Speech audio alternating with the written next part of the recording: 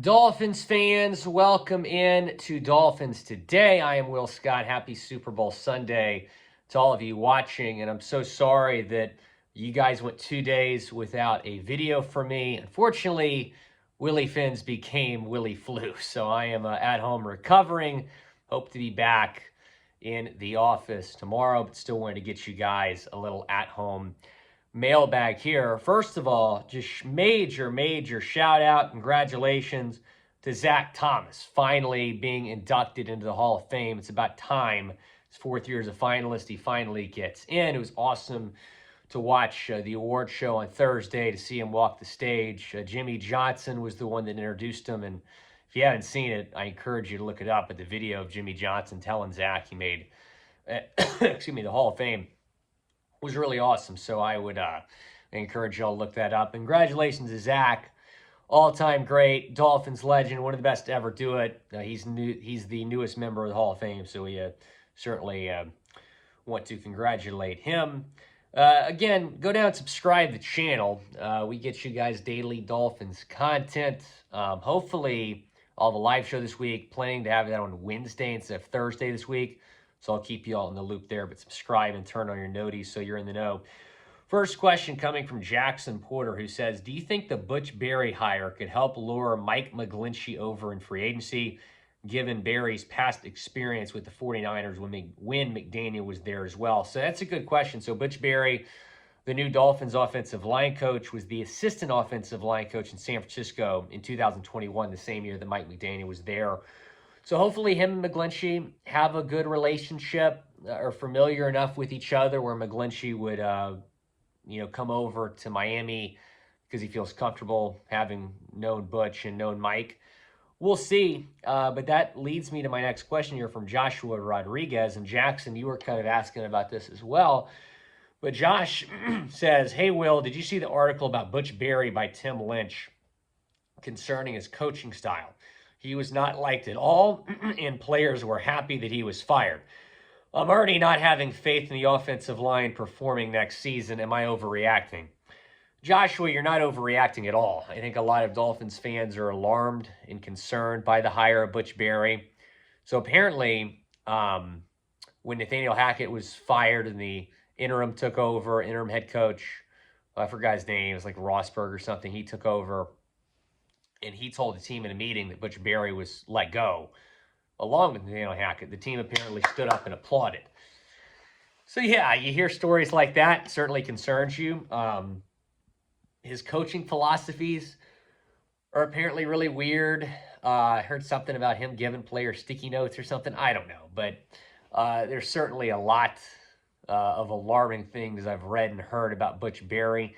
I'm trying to have faith in Mike McDaniel, trying to have confidence that Mike, is making good hires. He's obviously put together an all-star coaching staff. I mean, Vic Fangio being one of the newer additions. So hopefully Butch Berry works out. But Joshua, I don't think you're overreacting at all. I'm concerned as well because, if it was any other position coach, I wouldn't be that concerned. But given how the offensive line has performed the last couple of years and given to his injury history, it's really important the offensive line plays well this upcoming season. Thanks for the question.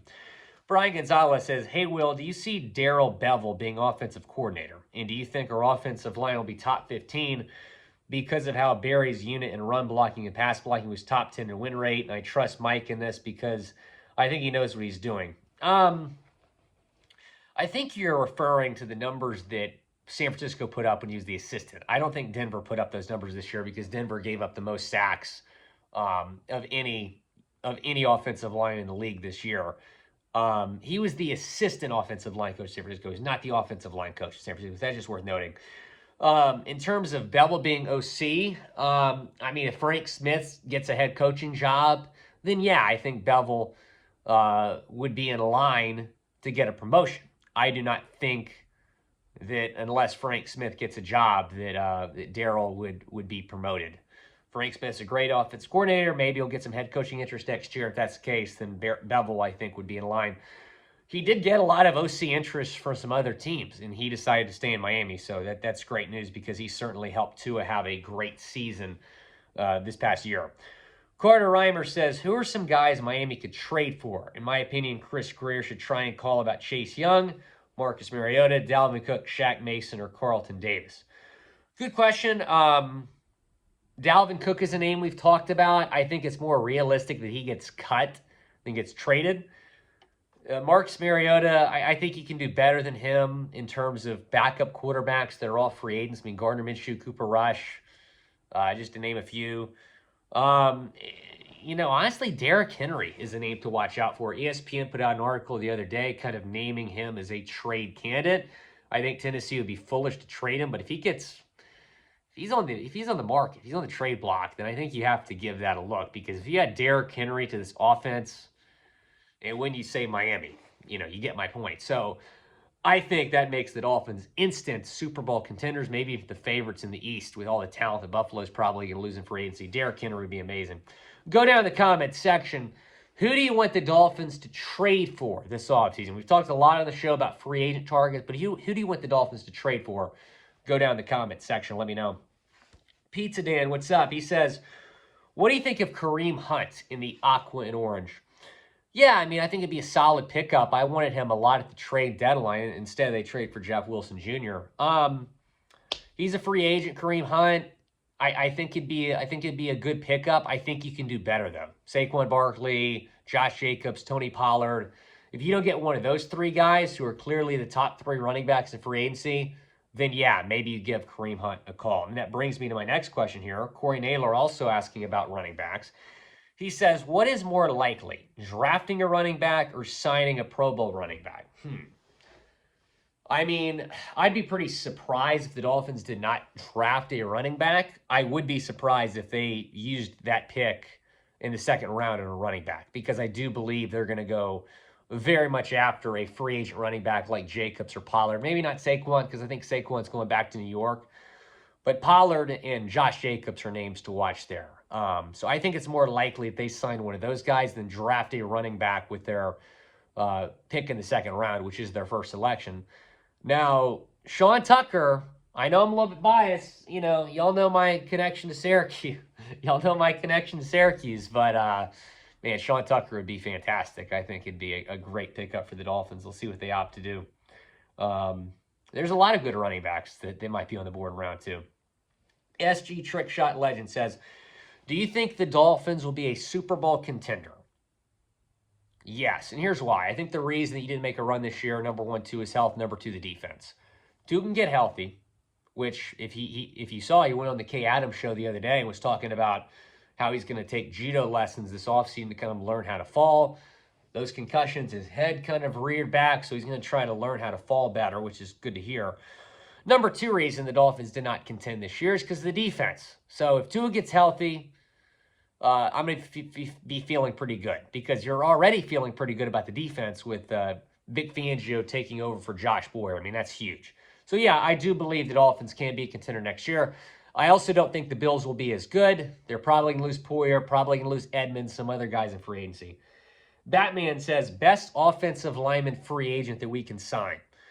I would say Mike McGlinchey. He's up here. Everyone else is down there on my list. By far the best right tackle. It just depends on how much are the Dolphins willing to pay him. He's probably going to make north of 15 to 16 million in free agency, maybe even 17, 18, 19 million. So are they willing to pay him that? Then maybe he'll come, because he has familiarity with Butch Berry, he has familiarity with Mike McDaniel. So I do think it's possible that they land him. In fact, I think the Dolphins are the favorites to land McGlinchey. They just have to figure out the money situation. But you gotta prioritize the offensive line. With Tua's health especially. Fins Up 23 says, who do you got in the Super Bowl, Will? It's gonna be a great game. I think this is one of the more evenly matched Super Bowls that we've ever seen. 2 14-3 teams, 2 number 1 seeds. I'm gonna take Philly. It's a toss-up for me, but I'm probably going to take Philly. That defensive line, what they did against San Francisco, was very impressive. I think Philly is just the better team overall. You got Patrick Mahomes on the other side, which is going to be tough. Always tough to bet against Patrick Mahomes. But I slightly lean Philly tonight, and I'll be betting with Philly. In terms of prop bets, I have coin toss being tails. I have Rihanna over 8.5 songs. She's got a lot of bangers. I expect her to play all those tonight. So I'm going to say over 8.5 songs for Ree. I'm going to say the over on the national anthem, 100%. Always take the over on the national anthem. What else? Gatorade color yellow and Travis Kelce first touchdown. So those are the props I'm taking. Hopefully they all hit. But certainly looking forward to watching the big game tonight. And, you know, even though the Fins aren't in it, we still got to rep the Fins. And certainly hope the Fins can be in the big game next year. Like I said, with the defense, they're going to be improved. Tua's health hopefully going to be better. I certainly think this is a Dolphins team that we can be watching on Super Bowl Sunday next year. But go down in the comments. Let me know. Type PHI for Philly or type KC for Kansas City. Who do you got in Super Bowl tonight?